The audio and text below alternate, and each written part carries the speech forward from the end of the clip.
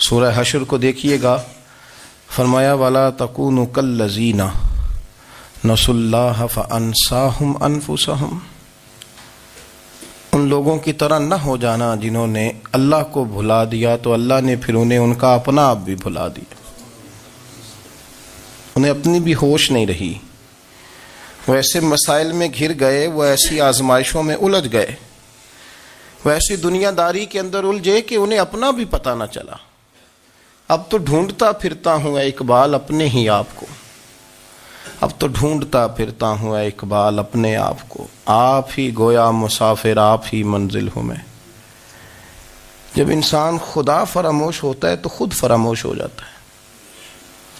ہمارا بڑے زمانے سے تکیہ ہے، کبھی امریکہ پر، کبھی یورپ پر، کبھی برطانیہ پر، کبھی مالداروں پر، کبھی اسلحے والوں پر۔ اس کا نقصان یہ ہوا کہ اپنا کوئی وجود نہیں رہا، اپنا کوئی نظریہ نہیں رہا، اپنی کو سوچ نہیں رہی۔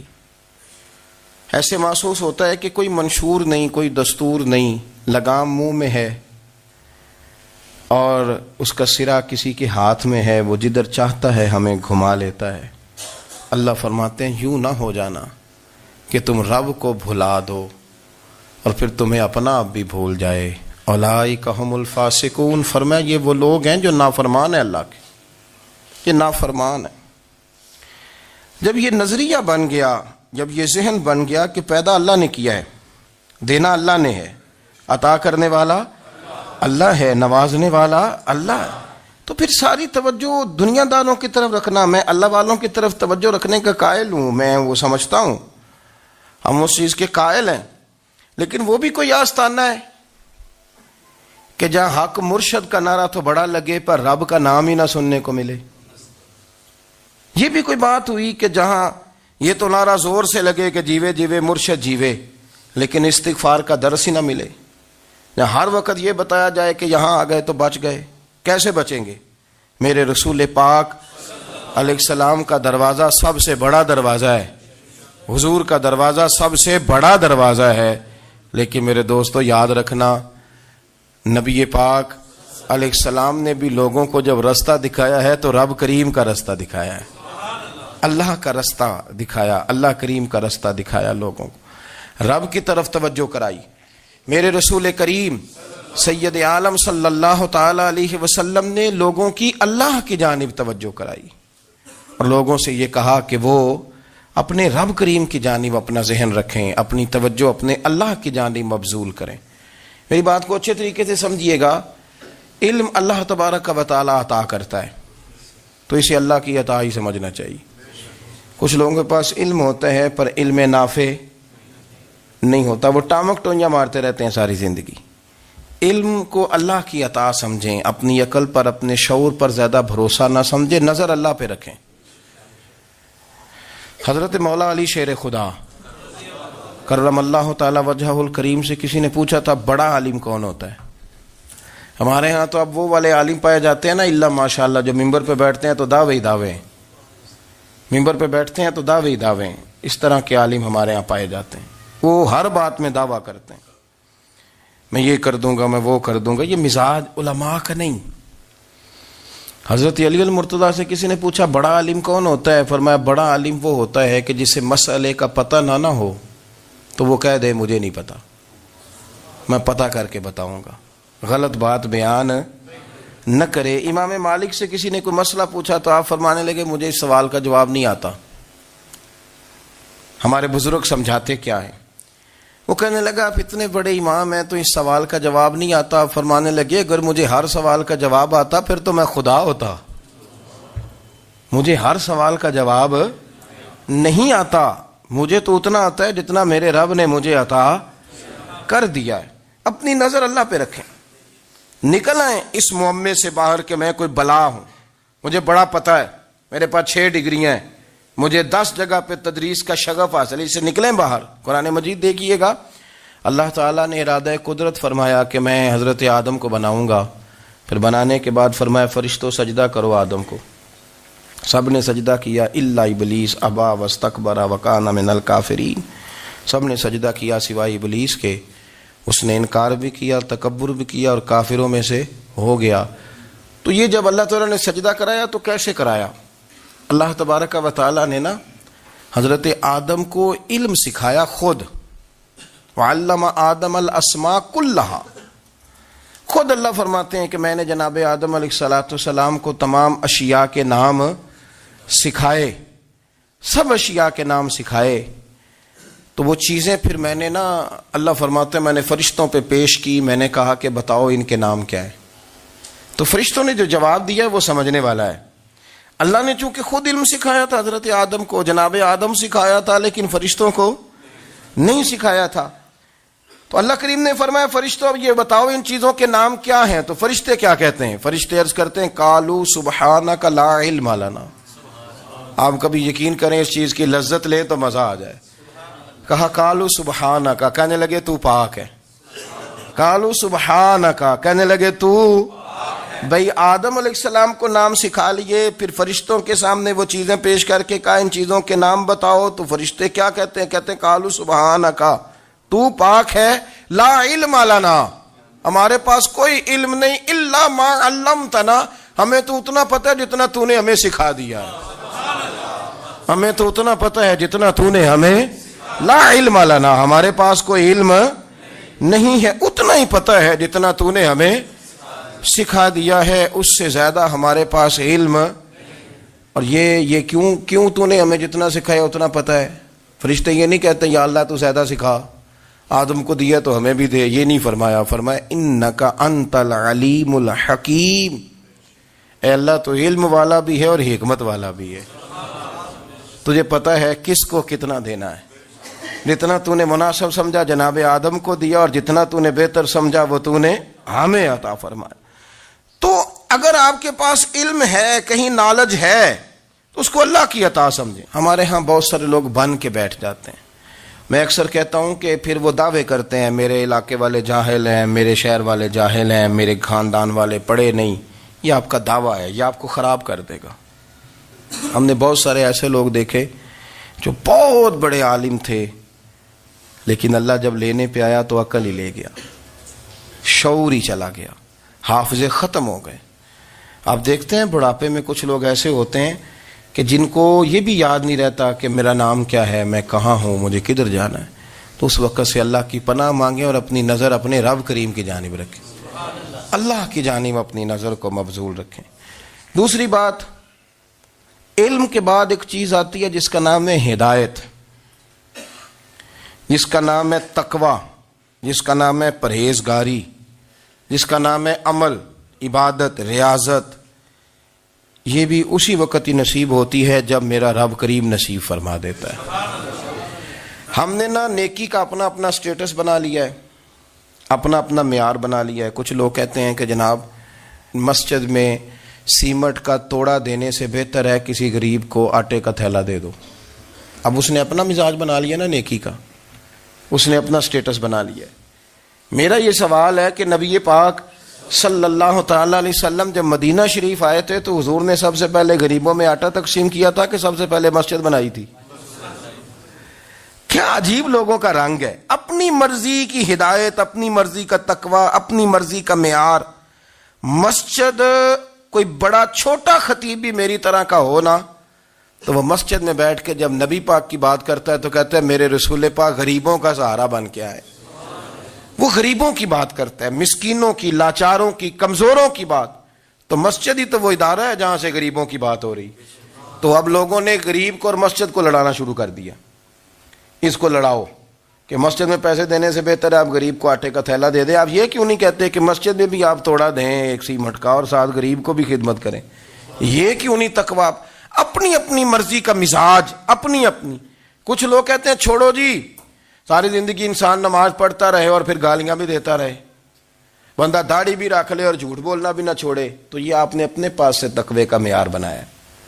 گالی دینے کا گناہ ہے اور داڑھی رکھنے کا ثواب ہے. تو اگر آپ داڑھی رکھے ہوئے ہیں اور آپ کوئی غلطی کر رہے ہیں تو اس سے آپ کی داڑھی کا ثواب ختم. اللہ کرے آپ کو سمجھ آئے میری بات کی. آپ کوئی غلطی کر رہے ہیں، داڑھی کا ثواب اس سے ختم، وہ اپنی جگہ پہ قائم ہے چیز. اپنی مرضی کا کیوں تقوی کا معیار بناتے ہیں؟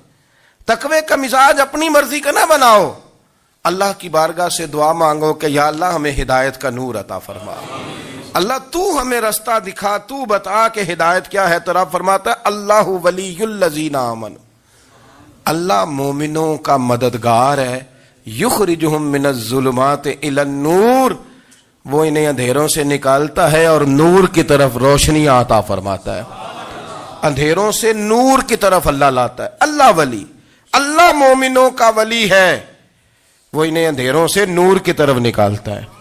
ہدایت ہمیشہ اللہ کی طرف سے سمجھے، جب وہ نماز کی توفیق دیتا ہے تو اپنے فضل سے دیتا ہے، جب وہ ذکر کی توفیق دیتا ہے تو اپنے فضل سے۔ ہم سمجھتے ہیں ہو جی فلانا نہیں پڑھ رہا بڑا بیوقوف ہے، فلانا نہیں پڑھ رہا، تو تم کیا اپنی عقل کے زور پہ پڑھ رہا ہے؟ میں جی اللہ کے فضل سے 2 سپارے پڑھتا ہوں، تو کس پہ احسان کرتے تو 2 سپارے پڑھ کے رویا کر کہ اگر مالک تو بڑا قریب نہیں، بڑے لوگ ہیں جن کو پورا قرآن حفظ ہے پر انہیں پڑھنے کی توفیق نہیں، تو انہیں فضل کیا اور مجھے توفیق دے دی ہے پڑھنے کی۔ رویا کر، پڑھ کے رویا کر، راتی ساری کر کر زاری، او نیند اکھاں تھی توندے تے فجرے اوہی گناہگار کہاون سب تو نیوے ہوندے۔ مہربانی کریں، ڈریں، نیکی کریں تو پھر ڈریں، پھر احساس پیدا کریں، پھر اپنے اندر وہ کمزوری لائیں کہ توبہ توبہ مجھے تو پتہ ہی نہیں، تو جانتا ہی نہیں۔ حضرت سیدنا امام اعظم ابو حنیفہ رحمۃ اللہ تعالی علیہ کے ساتھ ایک شخص کہتا میں نے نماز پڑھی، تو عشاء کی نماز تھی۔ یہ جو لوگ بڑے ہوتے ہیں نا، جن کے پیار کرنے والے بڑے ہوتے ہیں، ان کے گرد خوف بھی بڑا ہی ہوتا ہے، انہیں بڑا ڈر لگتا ہے، بڑی بعض اوقات آزمائش ہوتی ہے ان کی۔ عشاء کی نماز کہتے پڑھی تو امام صاحب نے نا عشاء کی نماز میں تلاوت کی آیتیں فَمَن يَعْمَلْ مِثْقَالَ ذَرَّةٍ خَيْرًا يَرَهُ وَمَن يَعْمَلْ مِثْقَالَ ذَرَّةٍ شَرًّا يَرَهُ، فرمایا جو ذرہ برابر خیر کرے گا وہ بھی قیامت میں دیکھے گا، اور جو ذرہ برابر شر کرے گا وہ بھی قیامت میں اس شر کو دیکھے گا، اس کے سامنے آئے گا۔ تو وہ شخص کہتا ہے کہ سارے لوگ نماز پڑھ کے چلے گئے، تو امام صاحب رحمۃ اللہ علیہ نے اپنی داڑھی پکڑی، رو رہے ہیں، کہتے ہیں وہ ذرہ برابر نیکی کا بدلہ دینے والے، وہ ذرہ برابر شر پہ سزا دینے والے میری سفید داڑھی کو دیکھ، مالک میرے ذرے ذرے سامنے نہ لانا، لوگ تو میری بڑی قدر کرتے ہیں دنیا، میں تو بڑا پہچانا جاتا ہوں، لوگ تو میری راہوں میں پھول لیے کھڑے ہوتے ہیں، مجھے بڑا نوازتے ہیں، قیامت میں رسوا نہ کر دینا، میرے لیے مشکل ہو جائے گی۔ وہ کہتے ہیں میں نے امام صاحب کا درد دیکھا، مجھے کوئی کام تھا تو میں چلا گیا، میں نے کہا کہ وہ اس وقت اللہ کے حضور حاضر ہیں تو میں دوبارہ آؤں گا۔ کہتے ہیں میں تہجد کا وقت آیا تو امام صاحب وہیں بیٹھے تھے اور ان کی داڑھی آنسوؤں سے بھری ہوئی تھی اور زور سے داڑھی پکڑی ہوئی، کہنے لگے مالک رسوا نہ کر دیں، قیامت میں رسوا نہ کر دیں۔ یار جو ہدایت یافتہ لوگ تھے وہ تو ڈرے ہوئے تھے، وہ تو سہمے ہوئے تھے، وہ تو کہتے تھے یہ اس کا فضل نہیں، اس نے بلا لیا ہے، یہ اس کا کرم نہیں۔ حضرت باعزید بستامی کسی کافر کو دیکھتے تو رو پڑتے، کہتے مالک تو کتنا قریب ہے، یہ بے ایمان رہ گیا، تو نے اپنے فضل سے مجھے اپنے نبی کا غلام بنا لیا، وہ رو پڑتے۔ یہاں تو لوگوں کا دعویٰ ہی بڑا ہے، نمازی اللہ خیر فرمائے وہ تو دوسروں کو گھورتا ہے، وہ کہتا ہے جنت کا میں مالک ہوں، کنجیاں میرے پاس ہیں، میں کسی اور کو گھسنے نہیں دوں گا، اور اگر 2-3 حج کر لے تو پھر تو وہ کہتا ہے کہ اب میرے سے پوچھ کے لوگ جنت میں جائیں گے معاذ اللہ، اور اگر وہ 2 4 5 7 دفعہ کوئی نفل پڑھ لے تو پھر وہ کہتا ہے چھوڑیں جی سارے لوگ بے عمل ہیں، میں اکیلا نیک ہوں۔ نہ ایسا کریں، اپنی توجہ اپنے رب پہ رکھیں، اپنی توجہ اپنے معین الملت والدین، عطائے رسول، ہند الولی، غریب نواز، خواجہ معین الدین چشتی، حضرت خواجہ اجمیر، شاہ اجمیر، شاہ اجمیر، والی ہندوستان، آخری عمر میں نا سارا دن روتے گزر جاتا، ساری رات روتے گزر جاتے، ذرا سی کوئی بات کرتا تو رو پڑتے، آنکھیں آنسوؤں سے بھری رہتی۔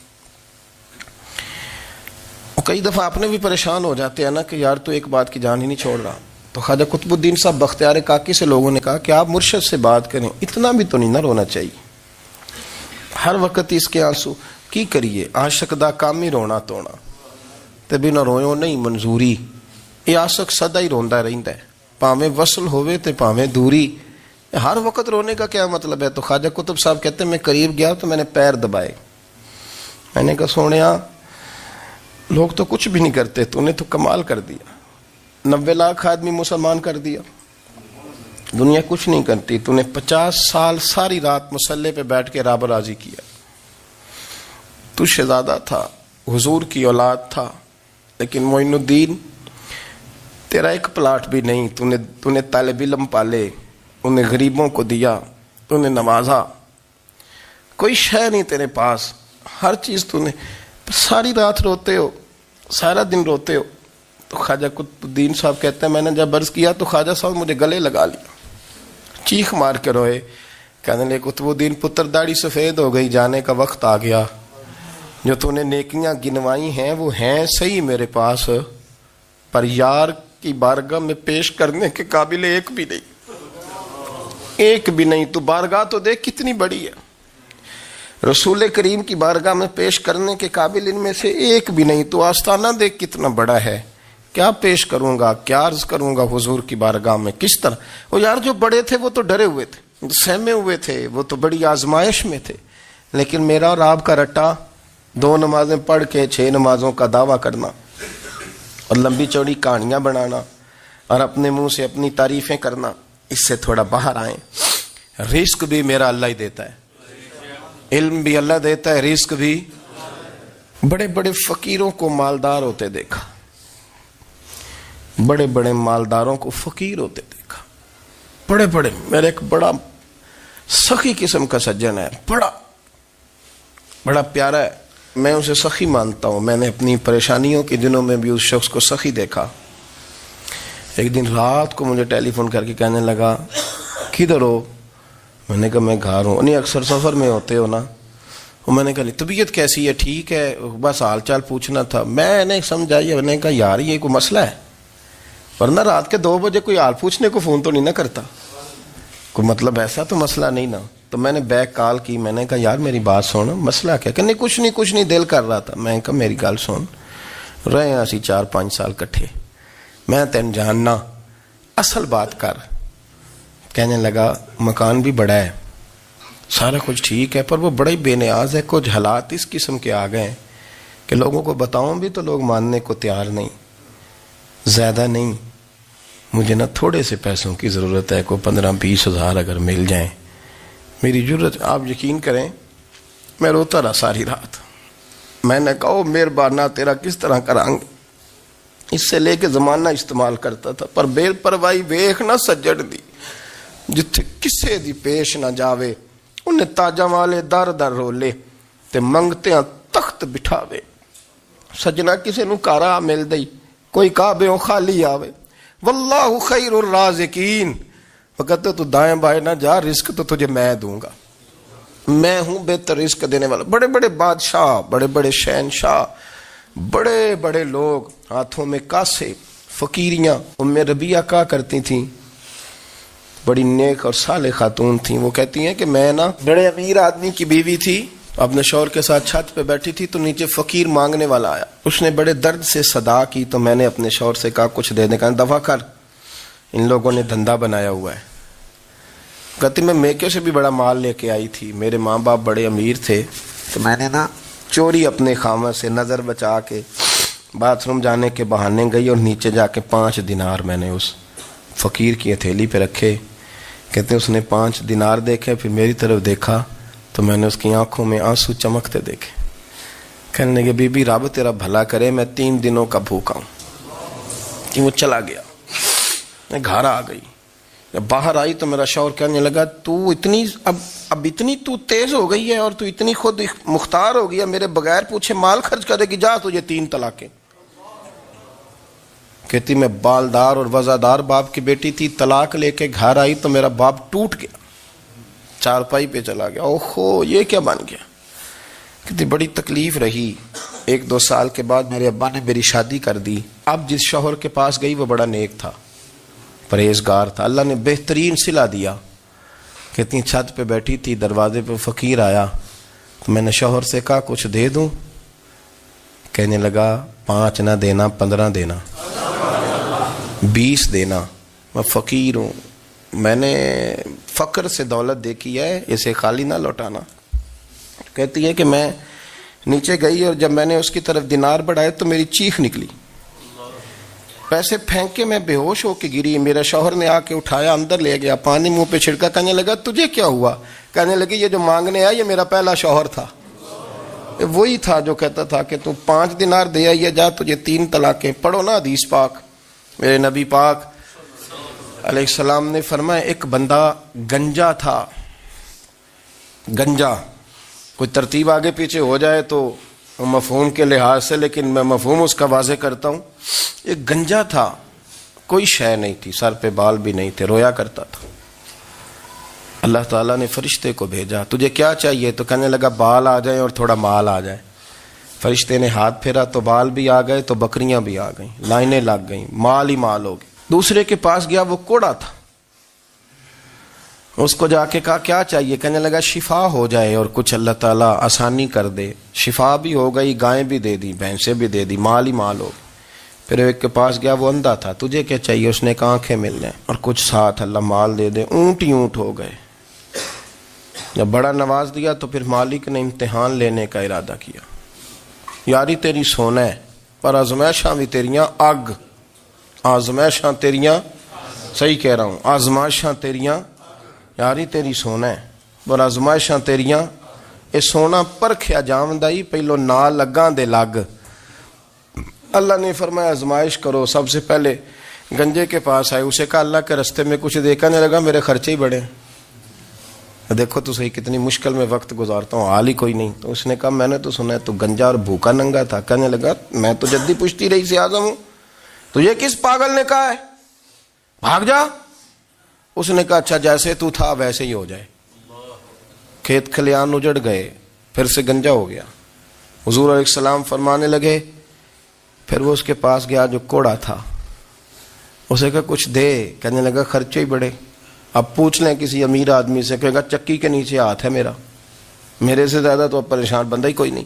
کیا بتاؤں آپ کو، اتنا ٹیکس ہے، اتنا جرمانہ ہے، فلانی شے، بڑا کچھ گنواتے ہیں لوگ. اس نے کہا میں نے تو سنا تو پہلے کوڑا تھا. اس نے کہا جا دوڑ جا، میں تو رئیس اعظم ہوں، دادا بھی پردادا بھی اور ساری نسل ہی. اس نے کہا اچھا جیسے تو تھا ویسے ہی ہو جائے. پھر وہ گیا اندھے کے پاس اور جا کے کہا اللہ کے نام پہ کچھ دے. تو کہنے لگا رب کے نام پہ؟ یہ کھڑے ہیں اونٹ، جتنے تیرے دل کرے لے جا. اس نے کہا کیا معنی اس بات کا؟ کہنے لگا یار تجھے کیا بتاؤں، میں تو اندھا تھا، میں نے تو کبھی دنیا دیکھی نہیں تھی. پھر اس کریم نے فضل کیا تو مجھے بڑا کچھ دکھایا. میں کیا بتاؤں، میرا دل کر رہا ہے کہہ دوں کہ پھر اس نے کعبہ دکھایا، پھر اس نے روضہ رسول دکھایا،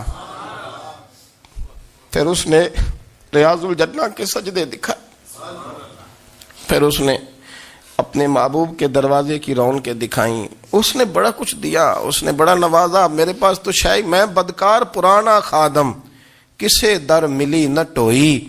ایت واصف یار نے نظر جو کی تھی، پھر واصف ہی ہوئی. یہ تو اس کا کرم ہوا. تو یہ وہ کہنے لگا تو اللہ کے نام پہ جان مانگ، میں وہ بھی دینے کو تیار. میرے پاس تو شے کوئی نہیں تھی، مجھے تو اپنا پتہ ہے، میں تو کوئی شے نہیں تھا، کچھ نہیں تھا میرے پاس. یہ تو ان کا کرم ہے کہ رخ ان کا ادھر ہے. اور مختصر سی میری کہانی ہے، یہ جو بھی ہے ان کی مہربانی ہے. تو وہ کہنے لگا میں بھی کچھ لینے نہیں آیا تھا، تیری آزمائش ہی کرنے آیا تھا. تیری عزتیں بھی سلامت رہیں گی، تیرا مال بھی سلامت رہے گا، تیری شفا بھی. اپنی زندگی میں کبھی بھی اللہ کی بارگاہ سے توجہ ادھر ادھر نہ کریں. چھوڑیں لوگ کیا کر رہے ہیں، دنیا کیا کہہ رہی. کبھی بھی اپنی توجہ دائیں. ہمارا یہ مسئلہ بن گیا کہ ہماری سیاست ہے، ہماری دنیا داری ہے، ہم بندوں کو راضی کرنا چاہتے ہیں. ہم دیکھتے ہیں کون کس طرح، اور آپ یقین کریں آپ تھک جائیں گے، بندے راضی نہیں ہوں گے، وہ نہیں راضی ہوتے. آپ ان کو منا کے لائیں گے تو ادھر والے نکل جائیں گے، ادھر کو منائیں گے تو ادھر والے نکل جائیں گے. اس چکر سے باہر آئیں، اس رب کو راضی کریں جو فرماتا ہے ان الذین آمنوا وعملوا الصالحات سیجعل لهم الرحمن ودا. فرمایا تو ایمان لانے کے بعد نیک عمل کر، میں لوگوں کے دلوں میں تیری محبت پیدا کر دوں. رحمان لوگوں کے دلوں میں محبت ڈال دے گا. اللہ لوگوں کے دلوں میں. اپنی نظر ہمیشہ اپنے رب پہ رکھیں. اتنی لمبی چوڑی دنیا داروں سے امیدیں نہ وابستہ کریں. میں نے دیکھا ہے لوگ کاسا لیسی کرتے ہیں، کبھی اس کے دروازے پہ کبھی اس کے دروازے پہ. ان چکروں سے باہر آئیں اور اپنے رب کی بارگاہ کی طرف توجہ کریں، استغفار شوق سے پڑھا کریں. اور اکیلے میں نا، اکیلے میں حضرت رئیس المتکلمین مولانا نقی علی خان صاحب رحمۃ اللہ نے لکھا ہے کہ فرعون 500 سال حکومت کر گیا. یہاں تو 5 سال کی حکومت کی پیر لڑکھڑاتے ہیں، 500 سال. فرماتے اصل وجہ یہ تھی کہ دنیا جب سو جاتی تھی نا تو اوپر چادر لے کے تو مصلے پہ بیٹھ جاتا تھا اور ہاتھ باندھ کے کہتا تھا رب تو ہی ہے، میرا پردہ نہ کھولنا، مالک تو ہی ہے، کرم نوازی کرنا، میری پکڑ نہ کرنا. وہ بے ایمان ہو کے اگر 500 سال ہاتھ باندھے تو گزارا کر لیتا ہے، تو ایماندار ہے. پر مسئلہ یہ ہے کہ تو رات کو بکل مار کے ہاتھ نہیں نہ باندھتا، تو منت نہیں کرتا، تو استغفار نہیں کرتا. توبہ کریں تو بچے رہیں. حضرت عبداللہ بن جعفر حضرت جعفر طیار کے بیٹے تھے، نبی پاک کی پھوپھی کے بیٹے تھے حضرت زبیر بن عوام رضی اللہ تعالیٰ. وہ انتقال کر گئے. ان کا جب وصال ہوا تو 10 لاکھ دینار کا قرضہ تھا ان پر، اور جو زمین انہوں نے چھوڑی وہ زمین بنجر تھی. لو سن لے، جن پر قرضہ چڑھا ہوا ہے وہ نسخہ بھی سن لے. جن پہ قرضے ہیں نا، جو تنگ دست ہیں، جو روز رکے بھیجتے ہیں دعاؤں کے کہ بڑی پریشانیاں بڑی پریشانیاں، وہ وظیفہ سنیں، وہ وظیفہ سنیں. ہمارے زمانے میں وظیفے لینے کا رواج نہیں، تویز لینے کا رواج ہے. لینا چاہیے، تویز بری چیز نہیں، اچھی چیز ہے، لیکن زیادہ کام برکت والا کیا ہے؟ اللہ اللہ کرنا. کیا کام ہے؟ سجدہ کرنا برکت والا کام ہے. حضرت عبداللہ بن جعفر طیار کہتے ہیں میں نے قرضہ لینا تھا زبیر بن عوام سے. وہ وصال کر گئے. میں ان کے بیٹے کے پاس گیا، عبداللہ بن زبیر کے پاس. میں نے کہا پیسے لینے تھے. کہا بالکل لینے ہیں. میرے ابا جی مجھے وصیت کر کے گئے، لکھ کے گئے کہ یہ پیسے دینے، اور وہ یہ لکھ کے گئے ہیں. میں زندگی بھر کوشش کرتا رہا ہوں، ادا نہیں ہو سکے. بیٹا تیری ذمہ داری ہے میرے قرضے ادا کرنا. عبداللہ بن زبیر رضی اللہ تعالیٰ عنہ کہنے لگے میں انشاءاللہ آپ کی رقم دے دوں گا. تو عبداللہ بن جعفر طیار کہنے لگے بھائی ہم دونوں آپس میں ہیں، کوئی شے نہیں چھوڑ کے گئے آپ کے ابا جی، کوئی چیز نہیں. توجہ ہے میری بات پر؟ یہ صحابہ کا ذرا انداز دیکھیے گا بندگی کا، کوئی چیز نہیں چھوڑی. تو حضرت زبیر بن عوام کہنے لگے ایک زمین کا ٹکڑا ہے وہ بھی بنجر ہے، اس میں بھی کوئی کھیتی نہیں اگتی، سبزہ نہیں ہوتا، بنجر ہے، پانی کوئی نہیں، اور وہ اتنی خشک ریتلی زمین ہے کہ بڑا مشکل کام ہے وہاں سیراب کرنا، بے آباد زمین ہے. حضرت سیدنا عبداللہ بن جعفر کہنے لگے تو اس طرح کر، وہ مجھے ساری نہ دے، اس میں سے تھوڑی سی مجھے دے دے، میں 10 لاکھ دینار کے عوض وہی رکھ لیتا، تیرے باپ کا قرضہ ادا ہو گیا، دے تو صحیح. انہوں نے کہا کیا کریں گے، وہ تو کسی کام کی نہیں، چند کوڑیوں کی بھی نہیں، فرمایا مجھے دے دو، میں جانوں اور میرا کام جانے.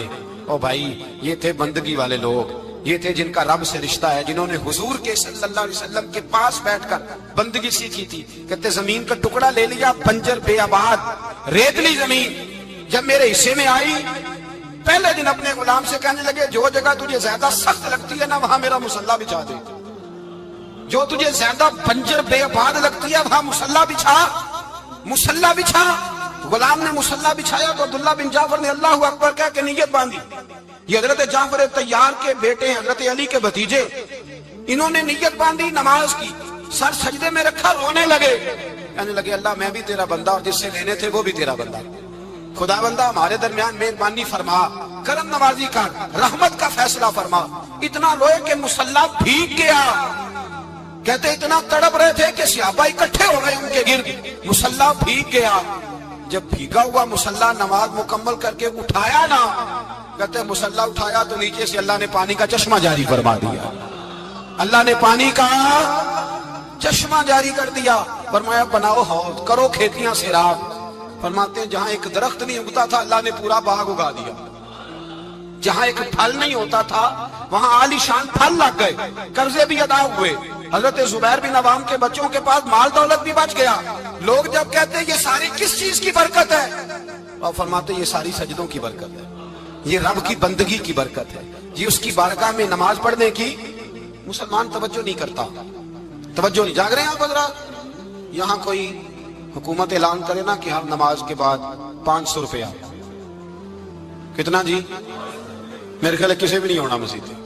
اور خدا کے بندو بات سمجھو، رب فرماتا ہے تو مسجد آدھا میں تجھے برکت عطا کروں گا، میں تجھے برکت دوں گا. میں ایک صحابی کہتے ہیں مجھے اکثر یہ حضور کا فرمان سنتا تو میرے دل میں خیال آتا آخر اللہ کس طرح برکت دیتا ہے اللہ آخر. ایک صحابی کہتے ہیں نبی پاک صلی اللہ تعالیٰ علیہ وسلم نے فرمایا عبادت کرو اللہ برکت دے گا. میرے دل کے اندر خیال آیا کس طرح؟ آخر اللہ کس طرح سے نوازتا ہے، اعلان کیا ہے؟ کہتے میں یہ بات سوچ کے نا تو مجھے قضائے حاجت کی حاجت ہوئی، پخانہ پیشاب کے لیے میں نکلا تو ایک جگہ دور جا کے میں بیٹھا کھیتوں میں، دور جا کے کہتے میں پیشاب کر رہا تھا تو ایک چوہا اپنے بل سے نکلا اور ایک ہیرا میرے پاس رکھ گیا۔ میں پیشاب